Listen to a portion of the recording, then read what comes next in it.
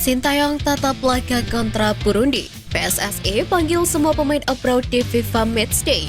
Elkan Bagot bawa Cheltenham FC ke final County Cup. Simak video selengkapnya hanya di Garuda Space Update.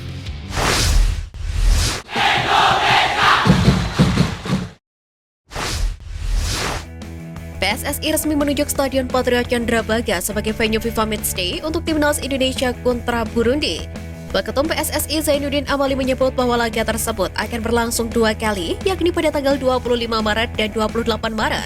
PSSI juga memastikan penonton dapat hadir langsung ke stadion untuk memberikan dukungan kepada skuad Garuda. Zainuddin Amali berharap kehadiran supporter bisa membuat Timnas Indonesia meraih kemenangan.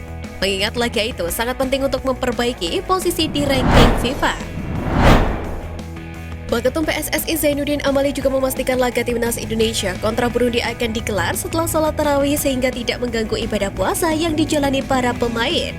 Mengingat tak sedikit dari para punggawa Garuda yang beragama Muslim. Meski begitu, PSSI berharap Timnas Indonesia mampu tetap tampil maksimal demi meraih kemenangan. Sebab Burundi yang menempati peringkat 141 FIFA berpotensi menjadi lumbung poin bagi skuad asuhan Sintayong. Sekjen Federasi Sepak Bola atau PSSI-nya Burundi, Jeremy Manirakiza, mengungkapkan alasan timnasnya memilih Indonesia sebagai lawan di FIFA Matchday. Dikutip dari media Kenya, mozartsport.co.k, Federasi Sepak Bola Kenya menarik diri. Hal tersebut lantaran undangan Indonesia yang berniat untuk menghadapi keduanya. Untuk itu, Jeremy menegaskan lebih memilih datang ke Indonesia sendiri. Di sisi lain, pihak FKF mengatakan bahwa mereka bakal membuat pernyataan terkait batalnya laga uji coba Kenya melawan Burundi. Ketua Umum PSSI Erick Thohir kembali angkat bicara soal penolakan beberapa pihak soal Israel yang akan bermain di Piala Dunia U20 2023. Erick Thohir menegaskan kedatangan Israel ke Indonesia adalah dalam rangka event olahraga. Untuk urusan diplomatik, Erick Thohir melemparnya ke Kemenlu. Menteri BUMN itu menyebut fokus PSSI saat ini adalah mempersiapkan Timnas Indonesia U20 agar tampil sebaik mungkin dan menyiapkan segala sesuatunya dengan maksimal meliputi venue, fasilitas, dan pelayanan. PSSI menegaskan enggan menangani isu politik demi kesuksesan Piala Dunia U20 2023. Ketua Umum PSSI Erick Thohir memastikan Stadion Utama Gelora Bung Karno akan ditutup untuk semua kegiatan, baik olahraga maupun non-olahraga mulai pekan ini. Menteri BUMN tersebut mengambil sikap tegas demi menjaga kondisi lapangan mengingat Piala Dunia U20 akan berlangsung kurang dari 3 bulan lagi. Saat ditinjau, mantan Presiden Inter Milan tersebut menjelaskan bahwa kondisi lapangan tersebut mengalami kerusakan karena sempat digunakan sebagai tempat konser Blackpink pada tanggal 11 dan 12 Maret 2023. Untuk itu, sterilisasi dilakukan demi lancarnya persiapan di stadion tersebut. Piala AFF-nya Asia Tengah atau KAFA Championship mengundang Thailand dan Rusia untuk berpartisipasi dalam turnamen 2 tahunan tersebut. Hal itu disampaikan akun Twitter yang fokus membahas sepak bola Asia Tenggara @ASEANBall. Diundangnya Thailand dan Rusia bukan tanpa alasan, sebab keduanya merupakan tim yang memiliki kualitas mumpuni. Bahkan terbaru Thailand sukses kembali menjadi juara di Piala AFF 2022. Sayangnya Timnas Indonesia belum mendapatkan undangan KAFA Championship yang akan berlangsung pada tanggal 9 sampai 21 Juni 2023 tersebut. Saint Patinama akhirnya dipastikan telah merampungkan perpindahan federasi dari Belanda ke Indonesia. Hal itu diungkapkan oleh Sekjen PSSI Yunus Nusi yang menemani Waketum Zainuddin Amali saat melakukan sesi jumpa pers di GBK Arena. Tentu saja hal tersebut menjadi kabar baik lantaran Saint berpotensi untuk membela Timnas Indonesia kala menghadapi Burundi di FIFA Matchday mendatang. Tepatnya pada tanggal 25 dan 28 Maret 2023 di Stadion Patriot Candrabaga, Bekasi.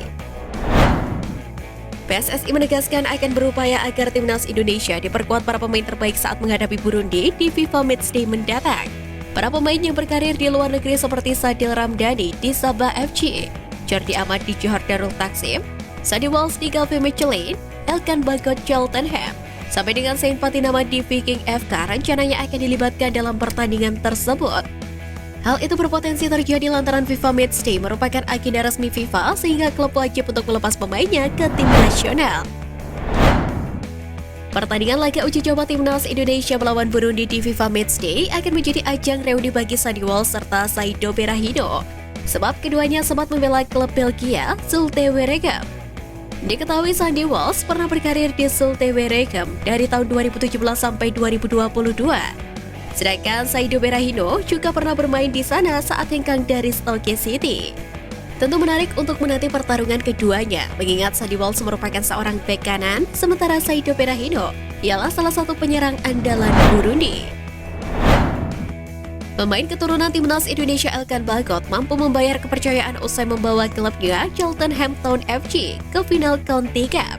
Bermain sebagai starter, Elkan sukses menjaringkan 1 gol kala mempermalukan Bristol Rovers di babak semifinal. Kemenangan tersebut seolah menjadi pembuktian bagi Elkan yang sebelumnya kurang mendapatkan menit bermain oleh tim barunya itu. Pemain timnas Indonesia itu pun diharapkan dapat kembali dalam performa terbaiknya usai beberapa minggu lalu dipegang cedera. Pelatih anyar timnas Vietnam Philippe Trossaer disebut meminta para pemainnya untuk belajar teknik dasar sepak bola. Itu sama halnya seperti apa yang diterapkan oleh Sintayong di timnas Indonesia. Dikutip dari media Vietnam Soha.vn, Philippe Trossaer mengeluhkan sistem Liga Profesional Vietnam yang sudah lama mati, sehingga banyak pemain muda yang kehilangan sentuhan sepak bola. Juru taktik asal Prancis itu menyebut para pemain muda di Vietnam perlu diberikan lebih banyak kesempatan bermain untuk mengembangkan diri, lantaran minimnya menit bermain. Timnas Indonesia U22 telah menjalani psikotes sebagai bagian dari persiapan menuju SEA Games 2023. Pelatih Timnas Indonesia U22 Indra Syafri mengatakan psikotes ini dilakukan untuk mendapatkan gambaran mengenai kondisi psikologis para pemain. Indra Syafri menjelaskan bahwa psikotes tersebut juga bertujuan untuk mengetahui ukuran potensial kecerdasan pemain.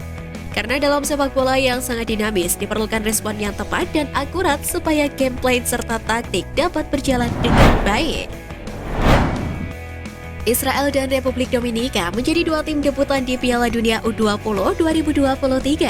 Setelah 24 negara peserta dipastikan lengkap untuk berlaga di Indonesia. Timnas Israel U20 berhak lolos ke putaran final Piala Dunia U20 2023 setelah menembus babak final pada Piala Eropa U19 2022. Di laga final, Israel dikalahkan Inggris dengan skor 1-3 lewat babak tambahan.